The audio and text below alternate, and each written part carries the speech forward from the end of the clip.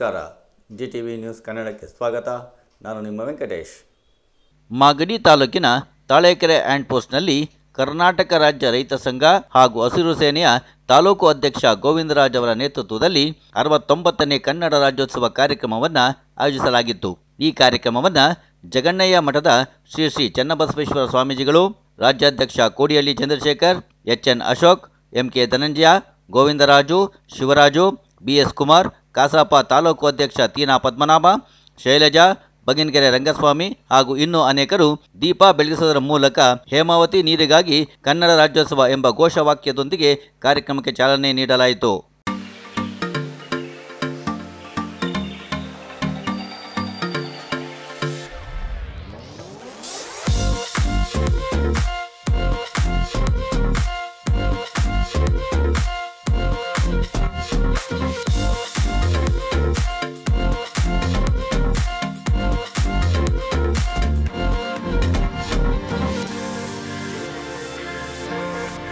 ಹಚ್ಚೇವು ಕನ್ನಡದ ದೀಪ, ಹಚ್ಚೇವು ಕನ್ನಡದ ದೀಪ, ಕರುನಾಡ ದೀಪ, ಸಿರಿನುಡಿಯ ದೀಪ, ಒಲವೆತ್ತಿ ತೋರುವ ದೀಪ. ಹಚ್ಚೇವು ಕನ್ನಡದ ದೀಪ, ಹಚ್ಚೇವು ಕನ್ನಡದ ದೀಪ. ಬಹುದಿನಗಳಿಂದ ಮೈಮರೆವೆಯಿಂದ ಕೂಡಿರುವ ಕೊಳೆಯ ಕೊಚ್ಚೇವು, ಎಲ್ಲೆಲ್ಲಿ ಕನ್ನಡದ ಕಂಪು ಸೂಸಲು ಅಲ್ಲಲ್ಲಿ ಕರಣ ಚಾಚೇವು. ನಡುನಾಡೆ ಇರಲಿ ಗಡಿನಾಡೆ ಇರಲಿ ಕನ್ನಡದ ಕಳೆಯ ಕೆಚ್ಚೇವು. ನಡುನಾಡೆ ಇರಲಿ ಗಡಿನಾಡೆ ಇರಲಿ ಕನ್ನಡದ ಕಳೆಯ ಕೆಚ್ಚೇವು. ಮರೆದೇವು ಮರವ, ತೆರೆದೇವು ಮನವ, ಎರೆದೇವು ಒಲವ, ಹಿರಿ ನೆನಪ. ನರ ನರವನೆಲ್ಲ ಉರಿಗೊಳಿಸಿ ಹೊಸೆದು ಹಚ್ಚೇವು ಕನ್ನಡದ ದೀಪ, ಹಚ್ಚೇವು ಕನ್ನಡದ ದೀಪ.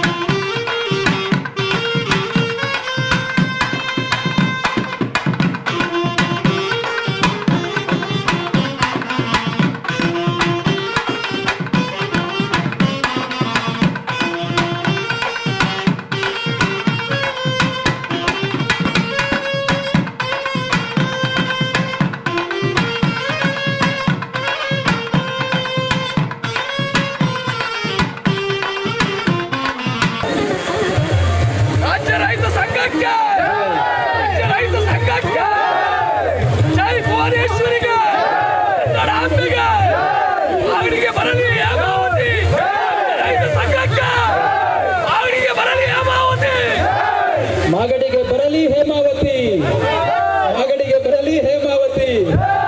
ಈ ಕನ್ನಡ ರಾಜ್ಯೋತ್ಸವ ಕೂಡ ಹೇಮಾವತಿ ನೀರಿಗಾಗಿ ಇದು 2ನೇ ವರ್ಷದ ಒಂದು ರಾಜ್ಯೋತ್ಸವ.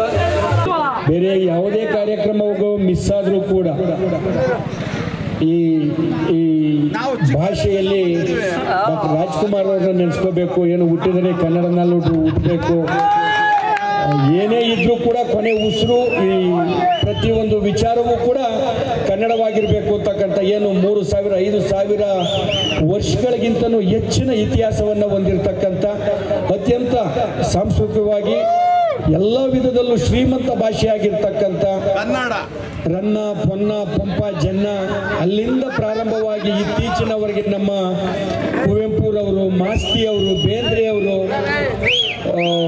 ಒಂದೆರಡಲ್ಲ ಹೆಸರುಗಳು ಅನೇಕ ಮಹನೀಯರು ಈ ಭಾಷೆಯ ಬೆಳವಣಿಗೆಗೆ ಬಗ್ಗೆ ದೊಡ್ಡ ರಾಯಭಾರಿಗಳಾಗಿ ಈ ಭಾಷೆಯನ್ನು ಇಲ್ಲಿವರೆಗೆ ತಂದು ನಮ್ಮ ಕೈಗೆ ಕೊಟ್ಟಿರ್ತಕ್ಕಂಥದ್ದು.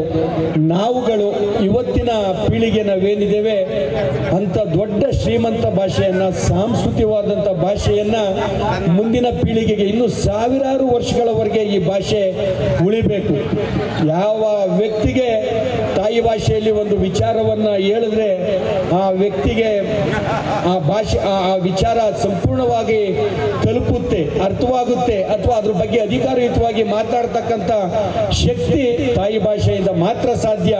ತಾಯಿ ಭಾಷೆ ಯಾವತ್ತೂ ಬೇರೆ ಭಾಷೆಗಳು ಇರಲಿ ನಮಗೆ ಬೇಕು, ಇಂಗ್ಲಿಷು ಕೂಡ ಅವಶ್ಯವಾದ ಭಾಷೆ ಆಗಿದೆ. ಇವತ್ತು ಜಾಗತಿಕವಾಗಿ ನಮ್ಮ ವಿದ್ಯಾಭ್ಯಾಸಗಳು ಮತ್ತೊಂದು ಜಾಗತಿಕ ಸಂಬಂಧಗಳ ಮಟ್ಟದಲ್ಲಿ ಇಂಗ್ಲಿಷ್ ಬೇಕಾಗಿದ್ರೂ ಕೂಡ ನಮ್ಮ ಮಾತೃಭಾಷೆಯ ಬೆಳವಣಿಗೆಗೆ ಅದು ಯಾವತ್ತೂ ಮಾರಕವಾಗಬಾರ್ದ ರೀತಿಯಲ್ಲಿ ಪೂರಕವಾಗಿರಬೇಕೇ ಹೊರತು ಅದು ಮಾರಕವಾಗಬಾರ್ದು. ಈ ತಾಯಿ ಭಾಷೆ ಕನ್ನಡ ಈ ನಮ್ಮ ಭಾಷೆಯ ಅಭಿಮಾನದಿಂದ ಬಹುಶಃ ಇದನ್ನು ನವೆಂಬರ್ ತಿಂಗಳಲ್ಲಿ ಮಾಡಿದರೆ ಭಾಳ ಇನ್ನೂ ಅರ್ಥಪೂರ್ಣವಾಗಿರ್ತಿತ್ತೇನೋ. ಆದರೂ ಕೂಡ ಸಮಯದ ಬರ್ತಕ್ಕಂಥ 1ನೇ ತಾರೀಕು ಮಾಡಿದರೆ ಇನ್ನೂ ಹೆಚ್ಚಿನ ಡಿಸೆಂಬರು ಅಂದರೆ ಏನು ನಾನು ಹೇಳ್ತಾ ಇರೋದು ನವೆಂಬರ್ 1ನೇ ತಾರೀಕು ಪಿತೃಪಕ್ಷನ ನಾವು ಬೇರೆ ದಿನ ಮಾಡೋದಿಲ್ಲ. ನಾನು ಗೋವಿಂದಣ್ಣವರಲ್ಲಿ ಮನವಿ ಯಾವತ್ತಿರ್ತದೆ ಅವತ್ತು ನಾವು ಇರ್ತೀವಣ್ಣ, ಖಂಡಿತ ಬರ್ತೀವಿ. 1ನೇ ತಾರೀಕು ನವೆಂಬರು ತಾಳೆಕೆರೆಗೆ ಮೀಸಲಾಗೋಣ. ಬೇಕಾದ್ರೆ ತಾಲೂಕಿನ ಎಲ್ಲ ಸಂಘಟನೆಗಳು ಇಲ್ಲೇ ಒಗ್ಗಟ್ಟಿನಿಂದ ಆಚರಣೆ ಮಾಡ್ತಕ್ಕಂಥದ್ದಾಗಲಿ.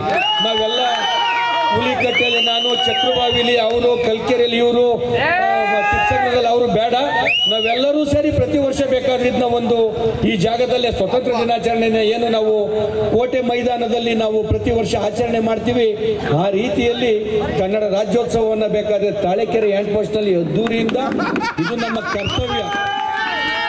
ಇತ್ತೀಚಿನ ದಿನಗಳಲ್ಲಿ ಇಂಗ್ಲಿಷ್ ಹೊರತಕ್ಕೆ ಸ್ವಲ್ಪ ಭಾಷೆ ನಿಜವಾಗ್ಲೂ ಸಂಕಷ್ಟದಲ್ಲೈತೆ ಅಂತಾನೆ ನಾನಾದ್ರೂ ಕೂಡ ಪ್ರಾಮಾಣಿಕವಾಗಿ ಭಾವಿಸಿದ್ದೇನೆ. ಈ ಭಾಷೆ ಏನೋ ಈಗ ರೈತ ಗೀತೆ ಆಡ್ಬೇಕಾದ್ರೆ ಕುವೆಂಪು ಅವರು ಬರೆದಿರ್ತಕ್ಕಂಥ 2 ಲೈನ್ಗಳು ಎಷ್ಟು ಖುಷಿ ಕೊಡ್ತವೆ ಅಂದ್ರೆ, ನೇಗಿಲ ಕುಲದೊಳಗೆ ಅಡಗಿದೆ ಕರ್ಮ, ರೈತರ ಮೇಲೆ ಈ ಪ್ರಪಂಚ ಐತೆ ಅನ್ನೋದಕ್ಕೆ ನೇಗಿಲ ಕುಲದೊಳಗೆ ಅಡಗಿದೆ ಕರ್ಮ, ನೇಗಿಲ ಮೇಲೆಯೇ ನಿಂತಿದೆ ಧರ್ಮ. ನಾವು ಇವತ್ತು ಈ ಸಾಯಂಕಾಲ ಅನೇಕ ಧರ್ಮೀಯರು, ಹಿಂದೂ, ಕ್ರೈಸ್ತ, ಮುಸಲ್ಮಾನ, ಕ್ರೈಸ್ತ ಅವರೋ ಇಲ್ವೋ ಗೊತ್ತಿಲ್ಲ, ಮುಸಲ್ಮಾನರಂತೂ ನಮ್ಮ ಅಣ್ಣ ತಮ್ಮದಿರು ತಾಲೂಕಿನಲ್ಲಿ ಸಾಕಷ್ಟು ಸಂಖ್ಯೆಯಲ್ಲಿ ಇರ್ತಕ್ಕಂಥದ್ದು, ಅನೇಕ ಜಾತಿ ಮತಗಳಿಗೆ ಸೇರಿರ್ತಕ್ಕಂಥ ನಾವೆಲ್ಲರೂ ಒಂದೇ ಅಂತಕ್ಕಂಥ ಭಾವನೆ ಬರ್ತಕ್ಕಂಥದ್ದು ಕನ್ನಡ ಅಂತಕ್ಕಂಥ ಪದದಿಂದ, ಕನ್ನಡ ಭಾಷೆಯಿಂದ. ನಾವೆಲ್ಲರೂ ಬೇರೆ ಬೇರೆಯವರಾಗಿದ್ರು ಕೂಡ ಇಲ್ಲೆಲ್ಲ ಒಂದೇ ವೇದಿಕೆ ಕಡೆ ನಾವೆಲ್ಲರೂ ಒಂದೇ ಅಂತಕ್ಕಂಥ ಭಾವನೆಯಲ್ಲಿ ನಾವು ಸೇರ್ತಕ್ಕಂಥದ್ದು. ಆ ಭಾಷೆಗೆ ಆ ಶಕ್ತಿ ಇರ್ತಕ್ಕಂಥದ್ದು, ನಮ್ಮೆಲ್ಲರನ್ನ ಒಂದುಗೂಡಿಸ್ತಕ್ಕಂಥ ಶಕ್ತಿಯನ್ನ ಈ ಕನ್ನಡ ಭಾಷೆ ಹೊಂದಿದೆ. ಈ ಭುವನೇಶ್ವರಿ ತಾಯಿ ಭುವನೇಶ್ವರಿಯ ಸೇವಾ ಕೈಂಕರ್ಯ ಯಾವತ್ತೂ ಕೂಡ ನಿರಂತರವಾಗಿ ನಿರಾತಂಕವಾಗಿ ನಡೀಲಿ. ಅದಕ್ಕೆ ಬೇಕಾದಂಥ ಎಲ್ಲ ವಿಚಾರಕ್ಕೆ ನಾವುಗಳು ಕೂಡ ತಲೆಬಾಗಿ ನಿಮ್ಗಳ ಜೊತೆ ಇರ್ತೇವೆ ಅಂತಕ್ಕಂಥ ಮಾತನ್ನ ಹೇಳ್ತಾ, ಆ ತಾಯಿ ನುಡಿಗೆ ಭಂಗ ಬಂದ್ರೆ ಈ ರಾಜ್ಯಕ್ಕೆ ಭಂಗ ಬಂದಂಗೆ. ಈಗಾಗಲೇ ಇಂಗ್ಲಿಷ್ ನಮ್ಮ ಹಳ್ಳಿಯ ಮಕ್ಕಳೆಲ್ಲ ಕಾನ್ವೆಂಟ್ಗಳಿಗೆ ಬಹಳ ವೇಗವಾಗಿ ಸೇರ್ಪಡೆ ಆಗ್ತಾ ಇದೆ. ಇಂಗ್ಲಿಷ್ ಭಾಷೆ ಕಲ್ತ್ರೆ ಒಂದು ನೌಕರಿ ಸಿಗ್ಬೋದು ಅಥವಾ ಉದ್ಯೋಗಕ್ಕೋಸ್ಕರ ಭಾಷೆಯನ್ನ ಮಾರು ಹೋಗಿದ್ದೀವಿ. ಇದರ ಜೊತೆಗೆ ಹಿಂದಿ ಬಹಳ ಪ್ರಭಾವವನ್ನು ಬೀರ್ತಾ ಇದೆ. ಕನ್ನಡವನ್ನು ಆಕ್ರಮಣ ಮಾಡೋ ರೀತಿಯಲ್ಲಿ ಅದರ ಪ್ರಯತ್ನ ನಡೀತಾ ಇದೆ. ಇದನ್ನೆಲ್ಲದನ್ನೂ ಗಮನದಲ್ಲಿಟ್ಟುಕೊಂಡು ಹೇಗೆ ಭಾಷೆ ಮತ್ತು ಈ ನಾಡಿನ ಹಿತಾಸಕ್ತಿಗೆ ನಾವು ಕೆಲಸ ಮಾಡಬೇಕು ಅನ್ನೋದನ್ನ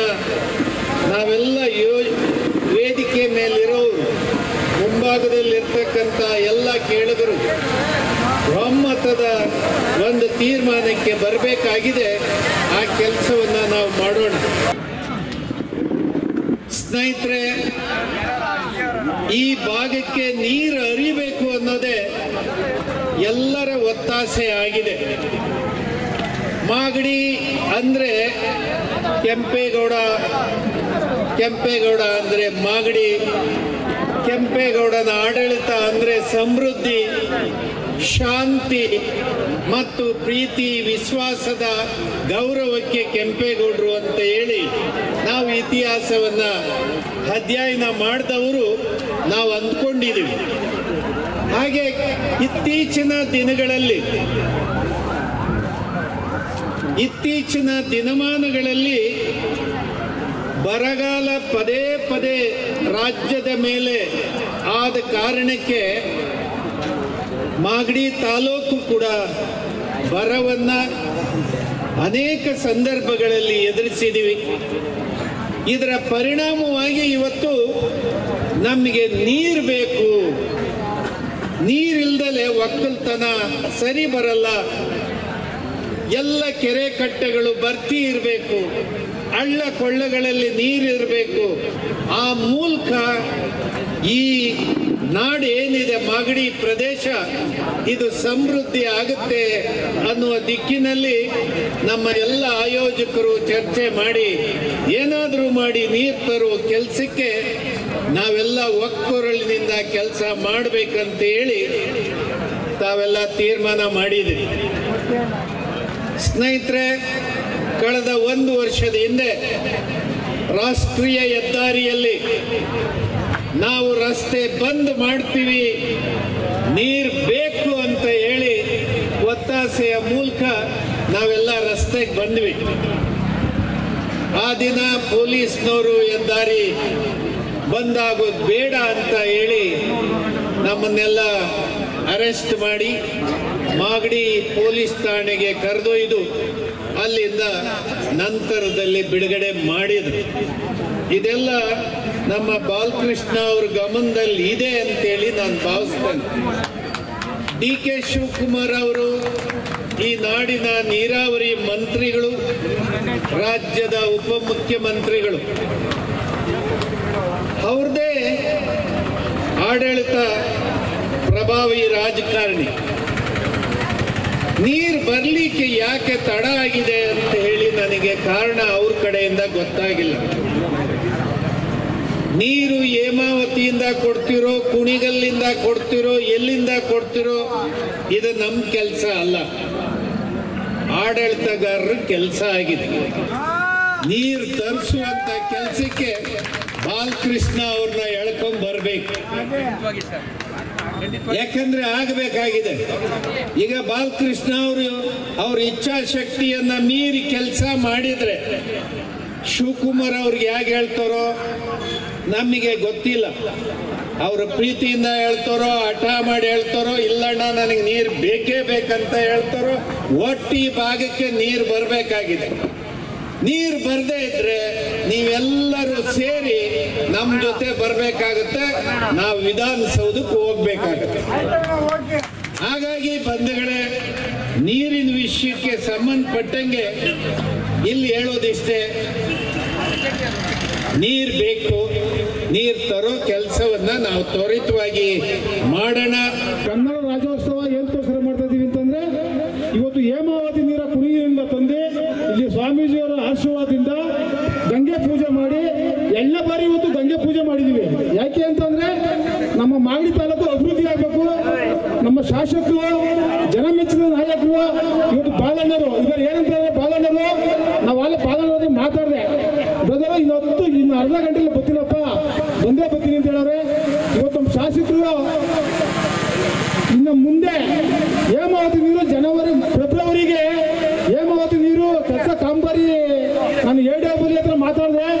ಇನ್ನು ಫೆಬ್ರವರಿಗೆ ಕೆಲಸ ಮುಕ್ತಾಯ ಆಯ್ತದೆ, ಒಂದು 5-6 ಕೆರೆ ನೀರು ಬಿಡ್ಬೋದು ಅಂತ ಹೇಳಿದರೆ, ಬಾಲಣ್ಣನ ಸಹಕಾರದೊಂದಿಗೆ ಇವತ್ತು ನಮ್ಮ ತಾಲೂಕಿಗೆ ಹೇಮಾವತಿ ನೀರು ಬಂದ್ರೆ ಅವ್ರು ಮುಂದಿನ ದಿವಸದಲ್ಲಿ ಒಳ್ಳೆ ಅಭಿವೃದ್ಧಿ ಮಾಡಿದ್ರೆ ತಾಲೂಕು ಜನ ಅವ್ರು ಕೈ ಬಿಡಲ್ಲ. ಇವತ್ತು ಅದಕ್ಕೋಸ್ಕರ ಬಾಲಣ್ಣವ್ರಿಗೆ ನಾವು ಇನ್ನೊಂದು ಅರ್ಧ ಗಂಟೆ ಬರ್ತಾರೆ. ಇವತ್ತು ಹೇಮಾವತಿ ನೀರು ನಮ್ಮ ಮಾಗಡಿ ತಾಲೂಕಿಗೆ ಬೇಕು. ಜೈ ಹಿಂದ್, ಜೈ ಕರ್ನಾಟಕ. ಇವತ್ತು 2ನೇ ಬಾರಿಗೆ ಹೇಮಾವತಿಯನ್ನು ತಂದು ಪೂಜೆಯನ್ನು ಮಾಡಿದ್ದೀವಿ. 2023 ಇದೇ ನವೆಂಬರ್ ತಿಂಗಳಿನಲ್ಲಿ ಹೇಮಾವತಿಯ ಪೂಜೆಯನ್ನು ಚಂದ್ರಶೇಖರ್ ಮತ್ತು ಎಲ್ಲ ರೈತ ಬಂಧುಗಳ ಮುಖೇನ ನಾವು ಮಾಡಿದ್ದು. ಇವತ್ತು ಸಹ ಅದೇ ರೀತಿ ಮಾಡಿದ್ದೀವಿ. ಒಂದು 5 ತಿಂಗಳು ಮುಂಚೆ ತುಮಕೂರಿನಲ್ಲಿ ಎಲ್ಲ ಅಗ್ರಮಾನ್ಯ ಗಣ್ಯ ನಾಯಕರು ಮತ್ತು ಸ್ವಾಮೀಜಿಯವರ ನೇತೃತ್ವದಲ್ಲಿ ನಮ್ಮ ಮಾಗಡಿಯ ತಾಲೂಕಿಗೆ ಕೆನಾಲೆ ಏನು ಮಾಡಬೇಕಾಗಿತ್ತು ಅದನ್ನು ಕಿತ್ತಾಕಿದ್ರು. ಅದನ್ನು ಇಲ್ಲಿ ನಾವು ಸಹ ಅದೇ ರೀತಿ ಒಂದು ಕಾರ್ಯಕ್ರಮ ಮಾಡಬೇಕು ಅಂತ ಹೇಳಿ ಬೈರೇಗೌಡರು ಮತ್ತು ಗೋವಿಂದರಾಜ್ ಅವರು ಕಾರ್ಯಕ್ರಮವನ್ನು ಹಮ್ಮಿಕೊಂಡಿದ್ರು. ಅದರ ಸಾನ್ನಿಧ್ಯವನ್ನು ನಾವು ಮತ್ತು ಬಂಡೆ ಮಠದ ಶ್ರೀಗಳು ಮತ್ತು ಗದಿಗೆ ಮಠದ ಶ್ರೀಗಳನ್ನು ತಗೊಂಡು ನಾವು ರೈತ ಬಂಧುಗಳಲ್ಲಿ ವಿನಂತಿ ಮಾಡಿದ್ದು ಏನು ಅಂತ ಹೇಳಿದ್ರೆ, ಕೇವಲ ರಾಜ್ಯೋತ್ಸವಕ್ಕಾಗಿ ಹಾಡಿಗಾಗಿ ನಾವು ಮಾಡುವಂಥದ್ದಲ್ಲ, ಹೇಮಾವತಿಯನ್ನು ಇಲ್ಲಿಗೆ ತರಲೇಬೇಕು ಅನ್ನೋ ಒಂದು ಉದ್ದೇಶ ಇಟ್ಕೊಂಡು ಈ ಕಾರ್ಯಕ್ರಮ ಮಾಡಬೇಕು ಅನ್ನೋ ಒಂದು ಕಾರ್ಯಕ್ರಮ ಮಾಡಿದ್ದು. ಇವತ್ತು ತುಂಬ ಜನ ಸೇರಿದ್ದಾರೆ, ತುಂಬ ಖುಷಿ ಆಗ್ತಾ ಇದೆ. ಯಾಕೆ ಅಂತ ಹೇಳಿದ್ರೆ 365 ದಿವಸವೂ ನಮಗೆ ಕನ್ನಡ ರಾಜ್ಯೋತ್ಸವ, ಇದು ವಿಶೇಷ. ಯಾಕೆ ಅಂತ ಹೇಳಿದ್ರೆ ಹೇಮಾವತಿಯನ್ನು ನಮ್ಮ ಮಾಗಡಿ ಭಾಗಕ್ಕೆ ತರಬೇಕು. ನಾನು ಅಶೋಕಣ್ಣನವರ ಮುಖಾಂತರ ಬಾಲಣ್ಣನವರಿಗೆ ಮತ್ತು ಸಿದ್ದರಾಮಯ್ಯನವರಿಗೆ ಡಿ.ಕೆ. ಶಿವಕುಮಾರ್ ಅವರಿಗೆ ಮುಟ್ಟಿಸುವಂಥ ಕೆಲಸ ಏನು ಮಾಡಬೇಕು ಅಂತ ಹೇಳಿದ್ರೆ, 3ನೇ ಬಾರಿ ಕನ್ನಡ ರಾಜ್ಯೋತ್ಸವ ಆಚರಣೆ ಮಾಡೋದ್ರೊಳಗಡೆ ಇಲ್ಲಿಗೆ ಹೇಮಾವತಿ ಬರಲೇಬೇಕು. ಎಲ್ಲಿಗೆ ಬರಬೇಕು? ಯಾಕೆ ಬರಬೇಕು? ರೈತರಿಗಾಗಿ ಬರಬೇಕು ಎಂಬ ಜಯಘೋಷದೊಂದಿಗೆ ಈ ಕನ್ನಡ ರಾಜ್ಯೋತ್ಸವವನ್ನು ನೆಕ್ಸ್ಟ್ 2025 ಶಿವರಾತ್ರಿ ಒಳಗಡೆ ಶಿವನ ಅಭಿಷೇಕಕ್ಕೆ, ಮಾಗಡಿಯ ಸೋಮೇಶ್ವರನಿಗೆ ಈ ಅಭಿಷೇಕಕ್ಕೆ ನೀರನ್ನು ನಾವು ತಗೊಳ್ಬೇಕು ಅನ್ನೋ ಸಂಕಲ್ಪವನ್ನು ಮಾಡಿ, ಹಾಗೆ ಸುಖಪುರಿಯ ಶ್ರೀ ಸುಕ್ಕನಹಳ್ಳಿಯ ಲಕ್ಷ್ಮೀ ನರಸಿಂಹಸ್ವಾಮಿ ದೇವಸ್ಥಾನ, ಇಲ್ಲಿನ ಆದಿದೈವವಾದಂಥ ರಘುನಾಥ ಸ್ವಾಮಿ ದೇವಸ್ಥಾನಕ್ಕೆ ನಾವು ಕೊಡ್ತೀವಿ ಅನ್ನೋ ಮಾತುಗಳನ್ನು ಅಣ್ಣ ಬಾಲಣ್ಣವರ ಮುಖಾಂತರ ಅಶೋಕಣ್ಣ ಅವರು ಹೇಳಿಸ್ಬೇಕು. ಯಾಕೆ ಅಂತ ಹೇಳಿದ್ರೆ ಅವರು ಇವತ್ತು ಈ ವೇದಿಕೆಯ ಮುಖ್ಯಸ್ಥರಾಗಿ ಇಲ್ಲಿ ಕೂತ್ಕೊಂಡಿದ್ದಾರೆ. ಯಾಕೆ ಅಂತ ಹೇಳಿದ್ರೆ ಹೋರಾಟಗಳ ಮುಖಾಂತರ ನಾವು ನೀರು ತರಬೇಕಾ, ಇಲ್ಲ ನಿಮ್ಮ ಮುಖಾಂತರ ನೀರು ತರಬೇಕಾ? ರೈತರ ಜೀವನಾಡಿಯಾಗಿ ಒಂದು ಬೆಳೆಗೆ ನಾವು ನೀರು ತರಬೇಕಾದಂಥ ಪರಿಸ್ಥಿತಿ ಯಾಕೆ ಉದ್ಭವ ಆಗಬೇಕು? ನಮ್ಮ ನೀರು ನಮ್ಮ ಹಕ್ಕು, ಮಾಗಡಿಗೆ ಹೇಮಾವತಿ. ಇಂಥ ಹೇಮಾವತಿಯನ್ನು ನಾವು ತಂದು ರೈತರ ಜೀವನಾಡಿಯಾಗಿ ರೈತರಿಗೆ ಕೆಲಸ ಮಾಡುವಂಥ ಕೆಲಸವನ್ನು ನಾವೆಲ್ಲ ಒಗ್ಗೂಡಬೇಕು.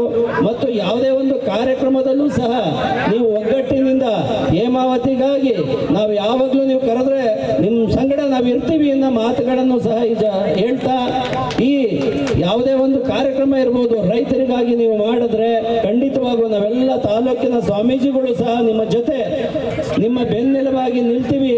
ಇದಕ್ಕೆ ನೀವೆಲ್ಲ ಸಾಕ್ಷೀಭೂತರಾಗಿ ಈ ಹೇಮಾವತಿ ನೀರನ್ನ ಇಲ್ಲಿಗೆ ತರಬೇಕು. ನೋಡಿ ಇವತ್ತು ಎಷ್ಟು ಜನ ಸೇರಿದ್ದೀರಾ.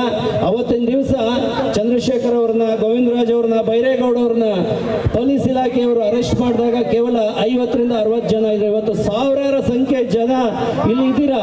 ಅದೇ ರೀತಿ ಮುಂದಿನ ಹೋರಾಟಕ್ಕೆ ನಾವು ದಿಕ್ಸೂಚಿಯನ್ನು ಕೊಡ್ತಾ ಈ ಕನ್ನಡ ರಾಜ್ಯೋತ್ಸವ ಮತ್ತೆ ಪ್ರತಿ ದಿವಸ ಹೇಮಾವತಿಗಾಗಿ ಹೋರಾಟವನ್ನು ಮಾಡ್ತಾ ನಾವು ಇದನ್ನ ವಿಜೃಂಭಣೆಯಿಂದ ಆನಂದಿಸಿಕೊಂಡು ರಂಗನಾಥ ಸ್ವಾಮಿ ಅವರಿಗೆ ಅಭಿನಂದಿಸಿಕೊಂಡು ನಾವು ಮುಖಾಂತರ ನಮ್ಮೆಲ್ಲರನ್ನೇ ಎಚ್ಚರಿಸ್ತಾ ಇದ್ದೀರಿ. ಅಥವಾ ಚಂದ್ರಣ್ಣವರು ಅಥವಾ ರೈತ ಸಂಘದ ಎಲ್ಲ ಪದಾಧಿಕಾರಿಗಳ ಆಗ್ರಹ ಏನಿದೆ, ನಾನು ನಿಮ್ಮೊಳಗೊಬ್ಬ, ನಾನೇನು ಬೇರೆ ಕಡೆಯಿಂದ ಬಂದವಂತಲ್ಲ, ಅದೇ ಹುಲಿಕಟ್ಟೆಯ ರೈತ ಕುಟುಂಬದ ನಾನೊಬ್ಬ ರೈತನಾಗಿ ಈ ತಾಲೂಕಿಗೆ ಅತಿ ಅವಶ್ಯವಾಗಿ ಬೇಕಾಗಿರ್ತಕ್ಕಂಥ ಹೇಮಾವತಿಯ ನೀರು ಅದು ನಮ್ಮ ಹಕ್ಕು ಕೂಡ. ಕೊನೆ ರಿಸೀವಿಂಗ್ ಪಾಯಿಂಟ್ ತಿಪ್ಪಗೊಂಡಳ್ಳಿ ನಮ್ಮ ಎತ್ತಿನಹೊಳೆಯಿಂದ ಬರ್ತಕ್ಕಂಥ ನೀರು, ನೇತ್ರಾವತಿಯಿಂದ ಎತ್ತಿನಹೊಳೆ ಪ್ರಾಜೆಕ್ಟಲ್ಲಿ ಬರ್ತಕ್ಕಂಥದ್ದು ಲಾಸ್ಟ್ ರಿಸೀವಿಂಗ್ ಪಾಯಿಂಟ್ ತಿಪ್ಪಗೊಂಡಳ್ಳಿ ರಿಸರ್ವಾಯರು. ಈ ಎರಡೂ ವಿಚಾರದಲ್ಲಿ ಪ್ರಾಮಾಣಿಕವಾದಂಥ ಪ್ರಯತ್ನ ನಡೀತಾ ಇದೆ. ಮಧ್ಯದಲ್ಲಿ 1 ತಿಂಗಳು 2 ತಿಂಗಳು ಚುನಾವಣೆಗಳು, ಈ ಪ್ರಯತ್ನದಲ್ಲಿ ಸ್ವಲ್ಪ ಎಡರುತೊಡರುಗಳಾಗಿರ್ತಕ್ಕಂಥದ್ದನ್ನು ಅತ್ಯಂತ ಶೀಘ್ರವಾಗಿ ನೀರು ತರೋ ವಿಚಾರದಲ್ಲಿ ಬಾಲಣ್ಣವ್ರ ಗಮನ, ಆಗ್ಬೋದು ಅಥವಾ ನಮ್ಮ ನಾಯಕರಾದಂಥ ಡಿ.ಕೆ. ಶಿವಕುಮಾರ್ ಸಾಹೇಬ್ರ ಗಮನವನ್ನು ತಾಲೂಕಿನ ಶಾಸಕರ ಮುಖಾಂತರ ಸೆಳೆದು ಅತಿ ಅವಶ್ಯವಾಗಿ ಆಗಬೇಕಾಗಿರೋಂಥ ಕೆಲಸಕ್ಕೆ ಚಾಲನೆಯನ್ನು ಕೊಡ್ತೀವಿ ಅಂತಕ್ಕಂಥ ಮಾತನ್ನು ಪ್ರಮಾಣವನ್ನು ಮಾಡ್ತಾ ಇದ್ದೀನಿ ಸ್ವಾಮಿ. ಇದು ನಮ್ಮ ಕರ್ತವ್ಯ ಕೂಡ. ಇದು ವೇದಿಕೆ ಮೇಲೆ ಯಾವುದೋ ಒಂದು ಜನ ಸೇರಿದಾಗ ಒಬ್ಬೊಬ್ಬರಿ ಮಾತಾಡ್ತಕ್ಕಂಥ ವಿಚಾರ ಅಲ್ಲ, ಇದು ಭಾವನೆಗಳಿಗೆ ಸಂಬಂಧಪಟ್ಟಂಥ ವಿಚಾರ. ಇದು ಪ್ರಮಾಣವಾಗಲೂ ಆಗ್ತಕ್ಕಂಥ ವಿಚಾರ ಅನ್ನೋಂಥ ಮಾತನ್ನು ಎಲ್ಲ ರೈತರಿಗೆ ನಾನು ಹೇಳ್ತಾ ಇದ್ದೀನಿ. ಇದು ಸತ್ಯ ಸ್ವಾಮಿ.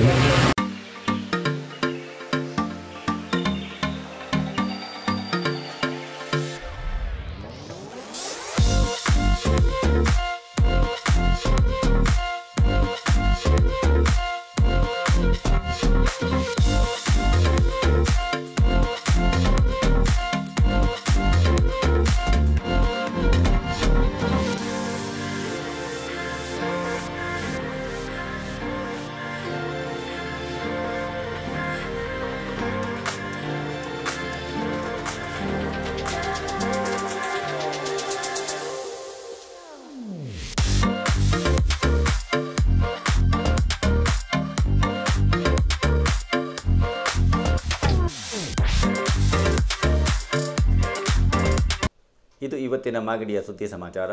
ನಿರಂತರ ಸುದ್ದಿ ಸಮಾಚಾರಕ್ಕೆ ವೀಕ್ಷಿಸಿ ನಿಮ್ಮ GTV ನ್ಯೂಸ್ ಕನ್ನಡವನ್ನು. ವಂದನೆಗಳು.